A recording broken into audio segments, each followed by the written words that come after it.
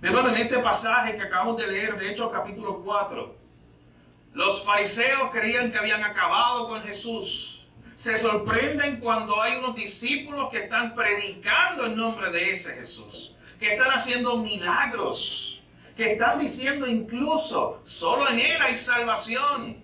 No hay otro como Él, como decía esta alabanza. Solamente ese es el nombre dado a los hombres. No hay otro lugar que sea un lugar de refugio. No hay otro lugar que sea un lugar de salvación. No hay otro. Solamente es en Jesús. Pero mire conmigo el versículo 13 en adelante, cómo sigue esta historia. Dice el pasaje allá en Hechos capítulo 4, entonces, cuando escucharon a Pedro, cuando estos fariseos, sacerdotes, líderes religiosos escuchan a Pedro hablar con esta autoridad, dice el pasaje que cuando ellos escucharon a Pedro y cuando ellos vieron el denuedo de Pedro y de Juan, y sabiendo que eran hombres sin letra, mi hermano, esta gente eran pescadores. Y cuando estos hombres eruditos que habían estudiado, que se habían preparado, escucharon esto y dijeron, pero Pedro y Juan son del vulgo, ellos son sin letra, ellos son pescadores. Dice el pasaje que ellos se maravillaban y les reconocían que habían estado con Jesús. Eso me encanta, esa última frase. O sea, ellos sabían que Pedro y Juan eran pescadores, pero que habían estado con Jesús. Y que ese Jesús había transformado sus vidas para siempre. Y más ahora, ese Jesús resucitado había cambiado a Pedro. Mi hermano, el Pedro que usted ve después de la resurrección de Cristo no es el mismo Pedro de antes de la resurrección de Cristo. Haga el análisis, vaya a los evangelios y vea a ese Pedro totalmente transformado, hablando con autoridad, de tal forma que la gente se maravillaba, se sorprendía y reconocían que ellos habían estado con Jesús. Viendo al hombre, versículo 14, que había sido sanado, que estaba en pie con ellos, no podían hacer nada en contra. Entonces le ordenaron a Pedro y a Juan que saliesen del concilio y conferenciaban entre sí diciendo, ¿qué haremos con estos hombres? Porque de cierto se ha hecho señal por medio de ellos, señal notoria a todos los que están en Jerusalén, y no lo podemos negar.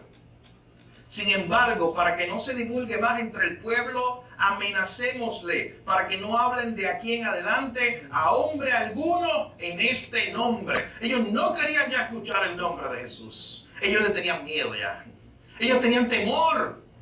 Ellos dijeron, vamos a amenazarlo, ¿qué haremos con esta gente? Y noten algo, ellos dicen, no podemos negar lo que ocurrió. No podemos negar que este Pedro es diferente. No podemos negar que ese Pedro, el pescador del vulgo, ahora está hablando con autoridad. No podemos negar que ese hombre que estaba allí cojo de nacimiento, de momento ahora está saltando y brincando. No podemos negar los milagros y no podemos negar las vidas transformadas por Cristo. Mi hermano, que digan lo que digan allá afuera, familiares, amigos de usted, y amigos míos y familiares míos, pero nadie podrá negar lo que Cristo ha hecho en nuestra vida. Nadie podrá hacerlo. Y podrán criticar y podrán irse al mundo entero en nuestra contra incluso. Pero no podrán negar, como esta gente, que Cristo ha transformado nuestras vidas para siempre. Estos hombres quedaron transformados. Los líderes y religiosos no sabían qué hacer. Dijeron, vamos a amenazarlos para que no vuelvan a hablar en el nombre de Jesús. Versículo 18, miren cómo acaba esto. Y llamando a Pedro y a Juan, los intimaron que en ninguna manera hablasen ni enseñasen en el nombre de Jesús. Mas Pedro y Juan respondieron diciéndole, juzgad si es justo delante de Dios obedecer a vosotros antes que a Dios. Porque no podemos dejar de decir lo que hemos visto y oído. No podemos dejar de hablar de la transformación que ha hecho Dios en nuestra vida. No podemos dejar de hablar de ese Cristo que nos ha transformado. Ellos entonces los amenazaron y los soltaron, no hallando ningún modo de castigarlos por causa del pueblo, porque todos glorificaban a Dios por lo que se había hecho, ya que el hombre en quien se había hecho este milagro de sanidad, ese cojo, tenía más de 40 años. Hermano, cuando el Evangelio llega a nuestra vida, nos transforma por completo. Y esa transformación es hasta el punto que nadie puede negar que Cristo estuvo allí, que Cristo hizo algo en nuestra vida.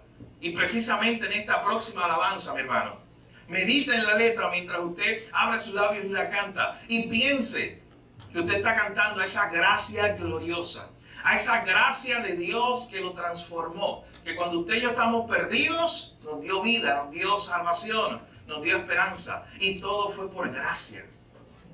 Y sobre todas las cosas, mi hermano, parte de esa alabanza que vamos a cantar, dice o enseña o nos muestra lo que Él ha hecho en nosotros. Dice: Jesús, te adoro, Jesús, te exalto, te glorifico por lo que tú has hecho en mí.